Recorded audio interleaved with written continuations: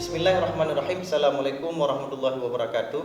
Alhamdulillahirabbil alamin. Allahumma shalli ala Muhammad wa ala ali Muhammad kama shallaita ala Ibrahim wa ala ali Ibrahim fil alamin innaka Hamidum Majid. Dalam pembahasan kita kali ini, Bapak akan memberikan sebuah video yang membicarakan tentang gambaran tentang hak asasi manusia, yang barangkali nanti seluruh mahasiswa bisa memperhatikan, menonton video ini. Kemudian kita akan mencari latar belakang permasalahannya sehingga kenapa bisa terjadi pelanggaran HAM.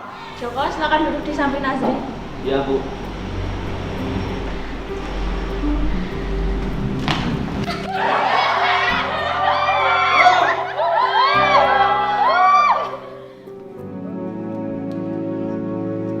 Nih, nama aja yang terjadi. Saya itu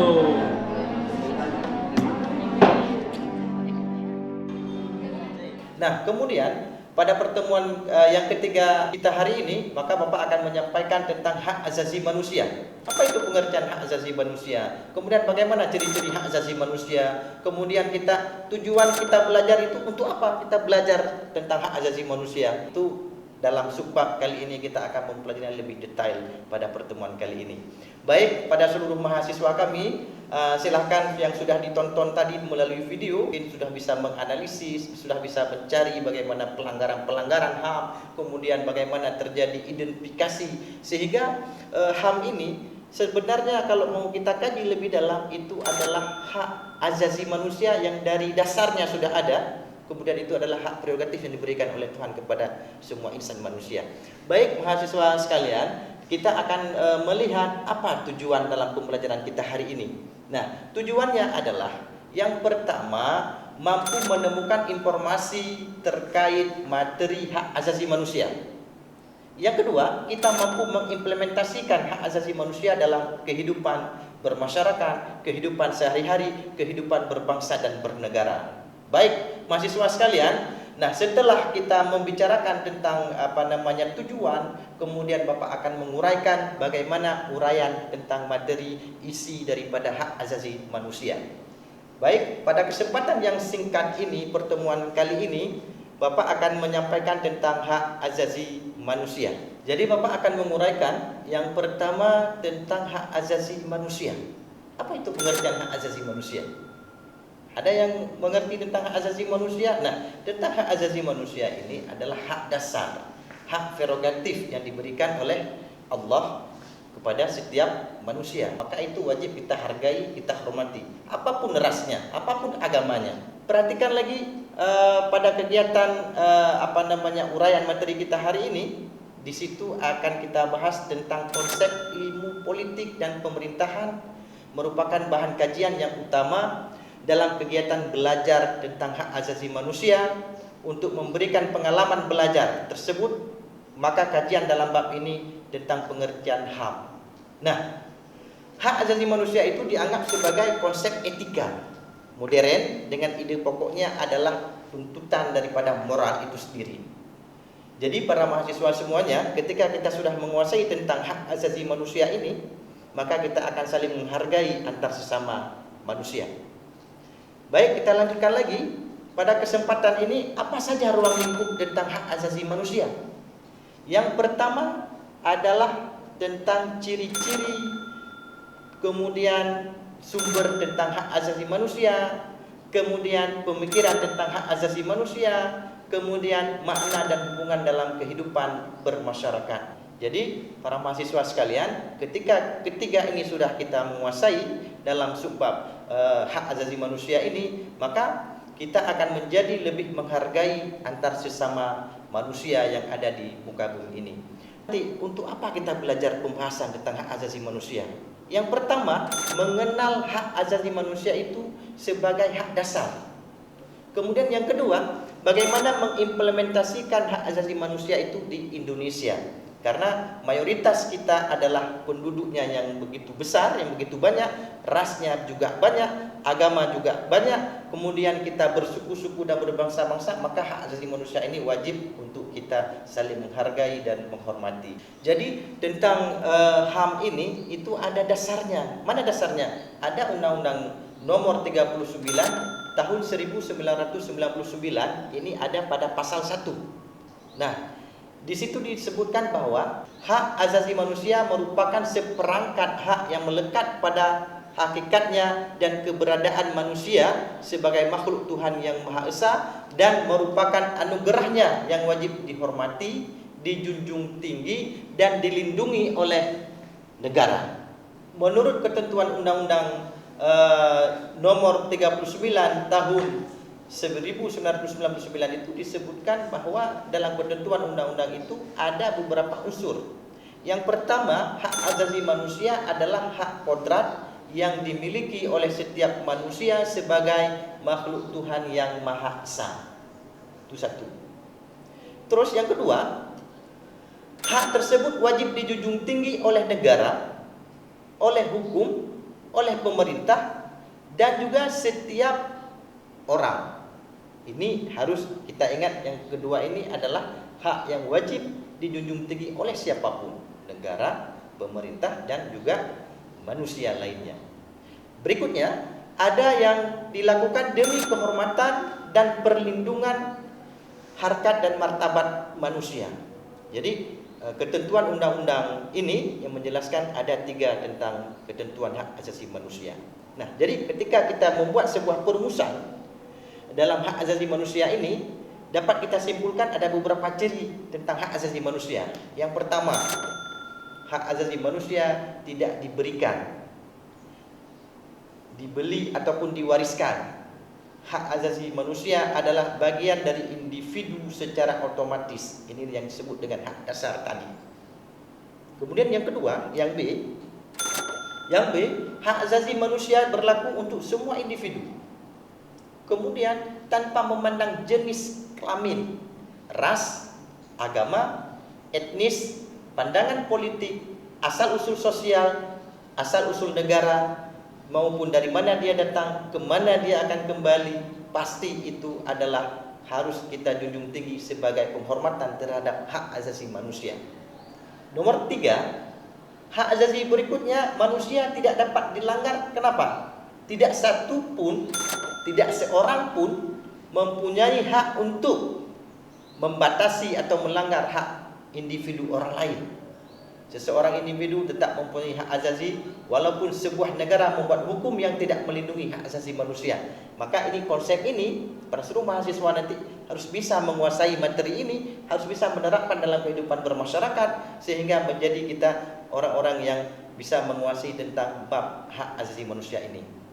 Jadi para mahasiswa sekalian, tentang materi yang sudah Bapak ajarkan ini, yang sudah Bapak paparkan ini bisa menjadi referensi sumber sehingga dalam bermasyarakat kita bisa menghargai dan menghormati sesama manusia.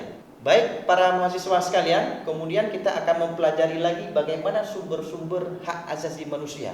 Apa sumbernya? Apa dasarnya? Yang pertama, kalau di negara kita di Indonesia ini, sumber hak asasi manusia yang pertama adalah Undang-Undang Dasar 1945. Kemudian ada Deklarasi Universal Hak Asasi Manusia. Ini yang diproklamirkan pada tahun 1948.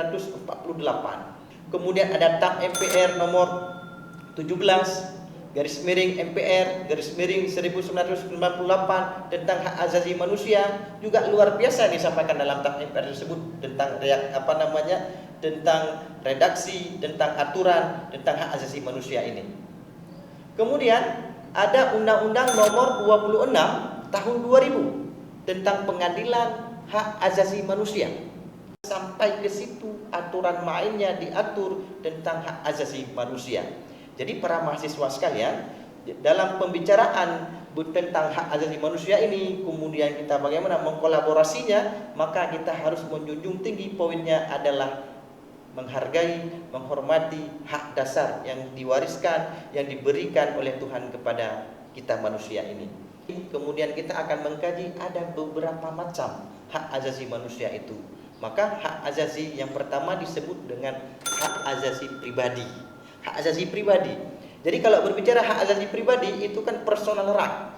Jadi ketika berbicara tentang personal right, hak kebebasan untuk bergerak, bepergian, dan berpindah-pindah tempat itu perlu dihargai dan dihormati. Berikutnya, hak asasi tentang kebebasan mengeluarkan atau menyatakan pendapat juga sangat dihargai. Bebas menyampaikan pendapat, namun koridornya harus saling menghargai dan menghormati. Kemudian ada hak kebebasan memilih dan aktif di organisasi ataupun perkumpulan ataupun dalam organisasi yang dilaksanakan oleh masyarakat, maka itu bebas memilih tanpa intervensi. Kemudian hak kebebasan untuk memilih, memeluk dan menjalankan agama dan kepercayaan dan diyakini oleh masing-masing individu. Maka dalam hal itu sampai ke keyakinan pun hak asasi manusia ini sangat dihargai dan dihormati. Jadi para mahasiswa, setelah tadi ada hak asasi pribadi, personal right, kemudian ada hak asasi politik atau yang disebut dengan political right. Jadi hak untuk memilih dan dipilih dalam suatu pemilihan, hak ikut serta dalam kegiatan pemerintahan, hak membuat dan mendirikan partai politik dan organisasi politik lainnya, hak untuk membuat dan mengajukan suatu usulan petisi, maka dalam hal ini semuanya dihargai dan dihormati dan diberikan hak oleh negara dan juga diberikan hak oleh badan internasional yang berupa dari PBB. Jadi ketika berbicara tentang hak asasi manusia ini, jadi hak ini semuanya harus kita hargai, harus kita hormati, karena ini adalah hak dasar dan tidak boleh kita membuat kerusakan ataupun pelecehan terhadap manusia, pelecehan terhadap kawan, pelecehan terhadap suku dan agama yang ada di negara kita ini. Jadi para mahasiswa sekalian, kemudian kalau berbicara tentang hak asasi manusia, itu ada juga hak asasi hukum.